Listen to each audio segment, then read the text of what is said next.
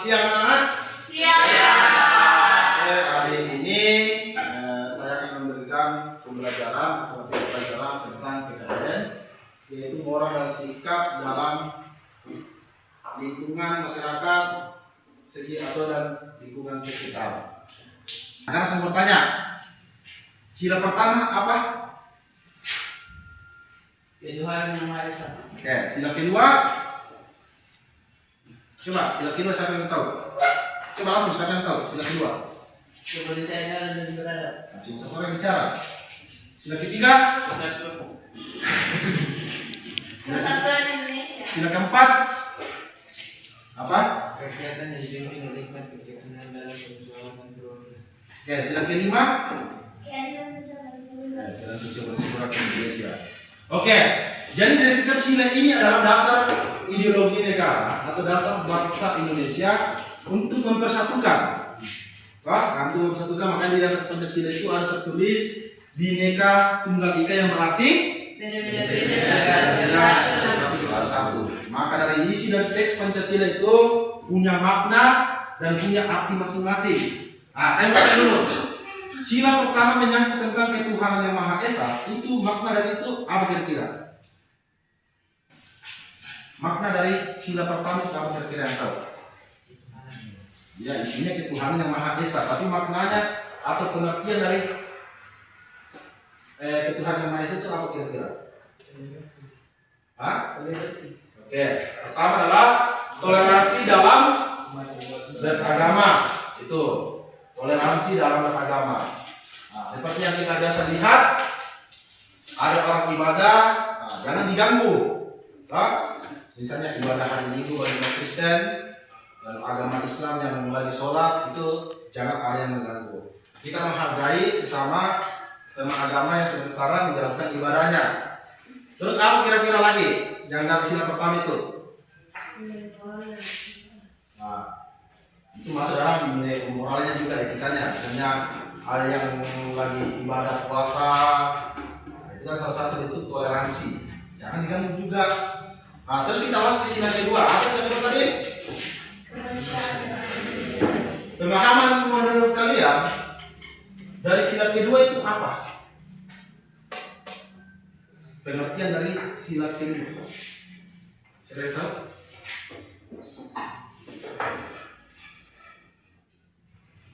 Coba yang tahu sila kedua? Hah? Apa tadi sila kedua? Kemanusiaan yang adil dan beradab. Nah, kemanusiaan adil dan beradab. Artinya itu kira-kira apa?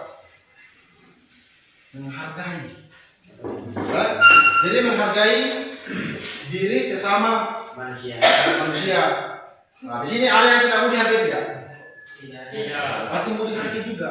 Nah, begitupun kalau di sila pertama tadi orang sementara ibadah jangan diganggu. Masuk di sila kedua saling menghargai antar umat manusia. Jadi kita saling menghargai sesama dalam kelas ini. Kan di sini kan tidak ada yang sering bertengkar atau ada yang sering bertengkar. Tidak ada. Orang bertengkar karena apa? Tidak ada rasa saling menghargainya. Nah, tapi kalau misalnya kalian saling menghargai, itu namanya tercipta suasana apa kira-kira? Suasana apa? Pasti kalian nyaman dan harmonis juga. Saling menjalin kerukunan. Paham? Oke. Sila ketiga apa?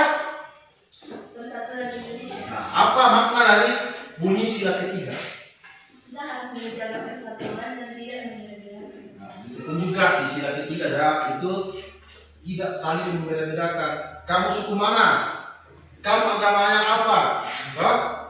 Kamu orang ini hitam, kamu orang ini putih, saya dapat teman kamu. Jangan. Nah, itu.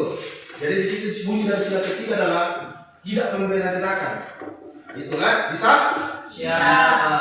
Sila keempat apa?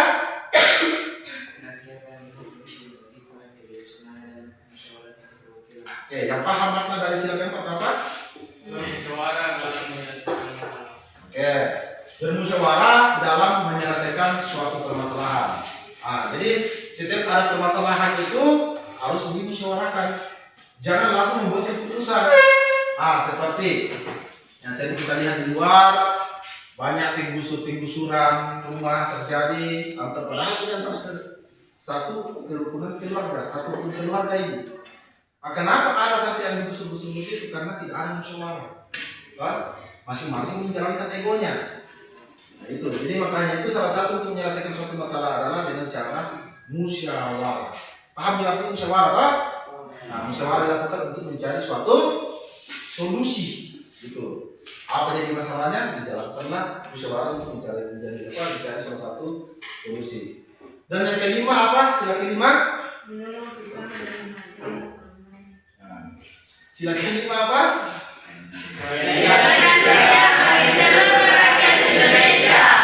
Yang apa maksud itu? Menolong sesama dan menghargai orang lain. Menolong sesama dan apa? Menghargai Orang lain. Menolong sesama dan menghargai haknya orang lain. Seperti kayak begini. Biasa di sini tuh sering mau pinjam pulpen. Toh, siapa tidak ada pulpennya? Siapa ada pulpennya dua? Saya. Nah, setelah diberikan, biasa kadang lupa mengembalikan. Pernah toh? Pernah. Itu. Setelah orang itu meminta haknya kembali untuk dikembalikan, marah-marah si ini yang dipinjamkan itu. Nah, di situ jadi harus saling apa? Harus saling apa tadi yang dibilang ya jurusan? Harusnya kan orang lain, orang itu sudah memberikan kamu bantuan, jadi kamu harus mengembalikan karena itu adalah haknya untuk meminta kembali. Kecuali kalau dia ikhlas untuk memberikan kamu sudah paham? Ya. Nah, sini kita akan pakai sistem simulasi. Kita akan menggunakan sistem simulasi. Siapa yang pernah bermasalah dalam kelas ini? Yang pernah bermasalah? Yang sesamanya kalian pernah bermasalah? Siapa? Siapa yang pernah bermasalah dalam kelas ini? Tidak ada? Hah? Sama siapa biasa bermasalah? Yudi. Oke, jadi apa alasannya apa jadi permasalahannya dulu biasa? Yang biasa diperebutkan apa? Salah paham. Hah? Salah paham. Kalau biasa orang melakukan permasalahan, entah mendapatkan masalah, kalau dua orang itu menyelesaikan masalah secara langsung, pasti timbul biasa perkelahian kan? Ya. Makanya biasa dibutuhkan adalah orang penengah. Orang penengah itu bukan artinya adalah dia yang sebagai wasitnya, tapi orang penengah itu bertugas sebagai mencarikan atau memberikan solusi untuk mereka yang bermasalah. Itu tidak ada pun misalnya masalah-masalah yang pernah kalian lakukan di luar, usahakan cari solusinya. Begitu yang dengan isi dari moralnya kita di sekolah. Sekarang di sini ada yang tidak saling menghargai. Apalagi anak sekarang itu banyak yang sudah tidak menghargai gurunya. Banyak sudah tidak menghargai gurunya. Kenapa demikian? Karena dia tidak diajarkan dari awal tentang masalah dia tidak diajarkan tentang bagaimana saling menghargai. Masa guru biasa itu kan kita lihat viral-viral sekarang itu di YouTube atau di televisi, seorang siswa melaporkan gurunya, seorang siswa berkelahi dengan gurunya. Kenapa demikian? Padahal kita di sini dijunjung oleh ideologi negara, kita di sini dipersatukan oleh ideologi negara yaitu Pancasila untuk menuntut kita bagaimana kita bisa menjalankan dan menerapkan moral-moral isi dari Pancasila itu. Nah, saya harap tidak ada di dalam buku ini. Paham semua kan? Jadi itu jadi sekitar dari putaran dari materi Pancasila. Jadi saya berharap kalian anak-anak semua paham kan? Jadi demikian untuk materi Pancasila kita. Saya berharap apa yang kita pelajari hari ini bisa mencerminkan sikap-sikap dan moral kita untuk kelanjutan sekolah kita di tempat ini. Jadi saya harap kalian juga bisa saling menghargai. Jika ada masalah, jangan semakin mengompori.